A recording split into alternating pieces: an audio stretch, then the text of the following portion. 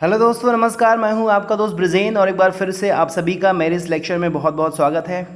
दोस्तों, मैं आज फिर से अगले लेक्चर पे बात करने वाला हूं जिसमें मैं अधिगम के सिद्धांतों की चर्चा कर रहा हूं और ये मेरा अंतिम सिद्धांत का है जिसे हम गैस्टाल्टवाद के तहत पढ़ेंगे। और गैस्टाल्टवाद जो है क्या है, इसकी बात की जाए दोस्तों तो इसका शाब्दिक अर्थ पूर्ण आकार या समग्र आकृति होती है। और ये गैस्टाल्ट शब्द जर्मनी भाषा का शब्द है, ये आपको याद रखना है। गैस्टाल्ट का मतलब पूर्ण आकार और या समग्र आकृति। तो समग्र चूंकि एक क्लिष्ट शब्द है तो आप इसको पूरा पूरा कह लीजिए, पूर्ण आकार होल जो होता है, तो होल अमाउंट या होल पार्ट को हम कहते हैं गैस्टाल्ट। तो यहाँ पे भाई गैस्टाल्ट शब्द का औचित्य क्या है, ये हमारे अधिगम में गैस्टाल्ट शब्द आया है तो यहाँ पे इसका मतलब क्या है दोस्तों। यहाँ पे जो गैस्टाल्टवाद के जो मानने वाले हैं उनमें से वर्दीमर, कुफ्का, कोहलर, इन सब का मुख्य रूप से उल्लेख है। तो इन लोगों ने कहा कि भाई जो अधिगम होता है वो जो है हमारे अंदर छुपी सोचने की शक्ति की वजह से होता है। अर्थात इन लोगों ने कहा कि भाई जो है जैसे स्किनर ने, पावलाव ने और लोगों ने सिद्धांतों का प्रतिपादन किया, तो उन लोगों ने कहा कि ऐसा है भाई, आप लोगों का जो एक्सपेरिमेंट है वो जो है ऐसे परिस्थितियों पे है या ऐसे जानवरों पे है आधारित है जिसका इंसानों से बहुत ज़्यादा कोई ताल्लुकात नहीं है। अर्थात आप लोगों का एक्सपेरिमेंट बहुत ही कृत्रिम है, बहुत ही ज़्यादा बनावटी है, बहुत ज़्यादा अप्राकृतिक है कह सकते हैं। तो गैस्टाल्टवादियों का जो है भाई 36 का आंकड़ा रहा है संबंधवाद और व्यवहारवाद से, क्योंकि उन लोगों ने भाई चूहे पे प्रयोग किया है, कबूतर पे किया है, बिल्ली पे किया है और इस तरह के प्रयोग हैं जो टोटली कह सकते हैं कि वो मटेरियलिस्टिक हैं या जो है कह सकते हैं कि कृत्रिम हैं। तो इन लोगों ने कहा कि भाई वो जो आपके रिजल्ट हैं उनको आप इंसान पे अप्लाई करना चाहते हो वो बिल्कुल सही नहीं है, क्योंकि हमारे इंसानों की सोचने की क्षमता जानवरों की सोचने की क्षमता से बिल्कुल अलग है। तो उस चीज़ को खारिज करते हुए ये गैस्टाल्टवाद का जन्म होता है और इसके प्रवर्तक के रूप में या इसको शुरू करने के रूप में जिनका नाम आता है वो होते हैं वर्दीमर।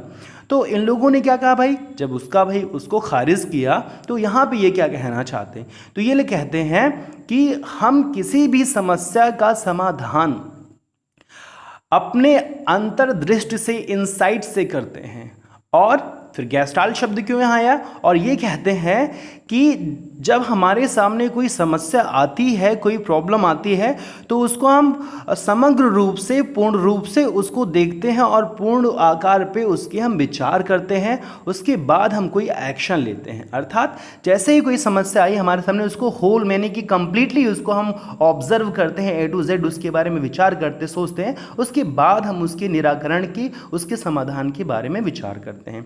तो यहाँ से गैस्टाल्ट शब्द का औचित्य समझ में आता है कि कोई भी समस्या आएगी तो उसको हम समग्र रूप से उसकी संपूर्ण आकृति के बारे में विचार करते हैं, इसीलिए ये गैस्टाल्टवाद के नाम से जाना जाता है। अब दोस्तों इसका जो सिद्धांत है ये है सूझ का सिद्धांत। अब सूझ का सिद्धांत किसने दिया है, ये है कोहलर ने दिया हुआ है।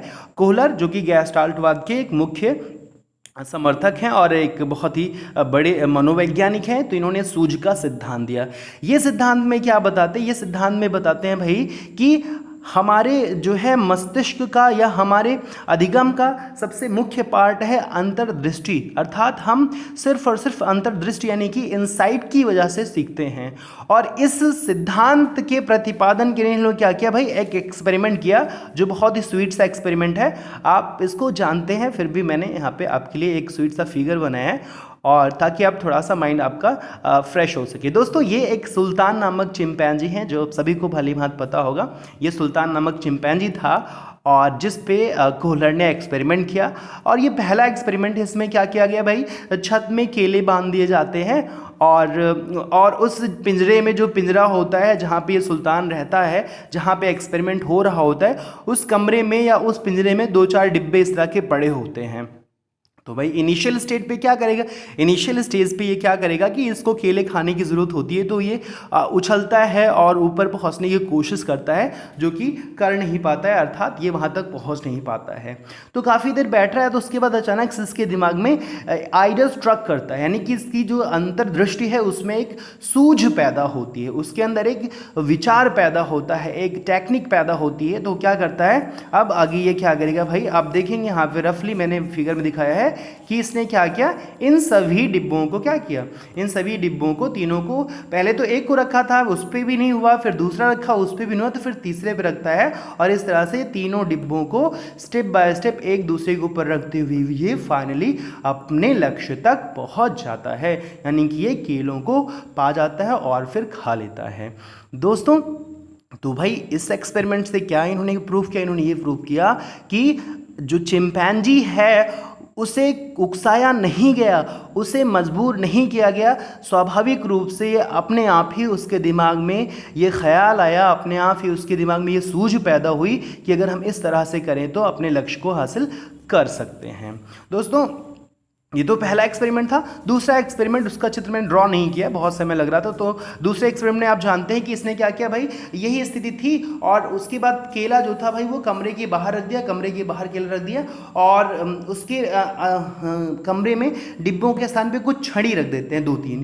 तो केला बाहर है तो उसे खाना है तो हाथ पहुँचेगा नहीं, तो काफ़ी देर तक टहलता रहता है। अचानक जब इसके माइंड में फिर से सूझ पैदा होती है तो उन छड़ियों को वो क्या करता है, एक दूसरे को जोड़ता है, और जोड़ने के बाद वो केले तक पहुंचता है। दोस्तों तो इस तरह से भाई छड़ी के द्वारा केलों की प्राप्ति होती है, और एक बार डिब्बों के ऊपर डिब्बा रख करके केलों को हासिल करता है। तो इन दोनों एक्सपेरिमेंट से कोहलर ने कहा कि भाई ये साबित होता है कि हम कोई चीज़ सीखते हैं या किसी समस्या का समाधान करते हैं तो उसकी वजह है हमारे मस्तिष्क में छुपी अंतर्दृष्टि, इंसाइट, जो हमारे अंदर इंसाइट नामक एक इंटेलिजेंस है, जो सोचने समझने की एक सुसुप्त या गुप्त शक्ति है हमारे अंदर। उसी की वजह से जब उसमें आइडियाज़ स्ट्रक करते हैं, उस पर जब ख्याल आते हैं, जो सूझ आता है, तभी हम अधिगम करते हैं। तो दोस्तों अब चूंकि इनका जो एक्सपेरिमेंट है बहुत ऑथेंटिक है, बहुत ज़्यादा प्रमाणिक इसलिए है कि आप जानते हैं कि भाई हम इंसानों की सबसे करीबी जो है जानवरों में चिंपैंजी आता है, यानी कि वनमानुष आता है, कि हम कह सकते हैं, क्या सकते हैं, रियलिटी है कि वनमानुष हमारे पूर्वज हैं। तो इनका जो एक्सपेरिमेंट है वो सबसे ऑथेंटिक इसलिए है कि इन्होंने इंसान के सबसे करीबी जानवर पे एक्सपेरिमेंट किया, और यहाँ पे कोई इन्होंने कृत्रिम चीज़ें क्रिएट नहीं की कि उसको भूखा रखा जाए, फिर उसके लिए और चीज़ें जो अन्य मनोवैज्ञानिकों ने अन्य प्रयोग किए उसमें कंडीशन अलग थी, उन लोगों ने वहाँ अलग माहौल क्रिएट किया, लेकिन यहाँ पे कोई ऐसा माहौल नहीं है, नेचुरली था। और आप ये भी जानते हैं अगर आपके साथ भी आज भी ऐसा हो कि किसी कमरे में हो और वहाँ पे आपको छत तक पहुँचना हो या पंखे को साफ करना हो, A to Z को भी करना हो, तो क्या करते भाई, टेबल रखेंगे, टेबल छोटी, फिर स्टूल रखेंगे उसके बाद। तो सेम चीज़ सुल्तान ने किया, इसलिए ये सिद्धांत बहुत ही प्रमाणिक है और हम सभी पे अप्लाई होता है। दोस्तों इसे ही नाम दिया गया सूझ का सिद्धांत, इनसाइट थियरी ऑफ लर्निंग, जो कि बहुत इजी है, और सूझ के सिद्धांत की वजह से ही हम किसी भी समस्या का समाधान बहुत ही आसानी से कर पाते हैं। दोस्तों उम्मीद करता हूँ ये सिद्धांत भी आपको बहुत ही आसानी से समझ में आ गया होगा, इसमें कोई भी वैसी चीज़ नहीं है जो आपको समझ में ना आए। तो गैस्टाल्टवाद था और वर्दीमर ने इसका शुरुआत की गैस्टाल्टवाद की, लेकिन सूझ का सिद्धांत दिया है कोहलर जी ने। दोस्तों ये था हमारा आज का लेक्चर, उम्मीद करता हूँ पसंद आया होगा, और अगर अच्छा लगा तो प्लीज़ कमेंट करें, शेयर करें, वीडियो को लाइक करें और हमारे चैनल को सब्सक्राइब करें। मिलते हैं अगले वीडियो में नए लेक्चर के साथ, तब तक आपको ढेर सारी शुभकामनाएं, good luck, thank you so much, जय हिंद, जय भारत।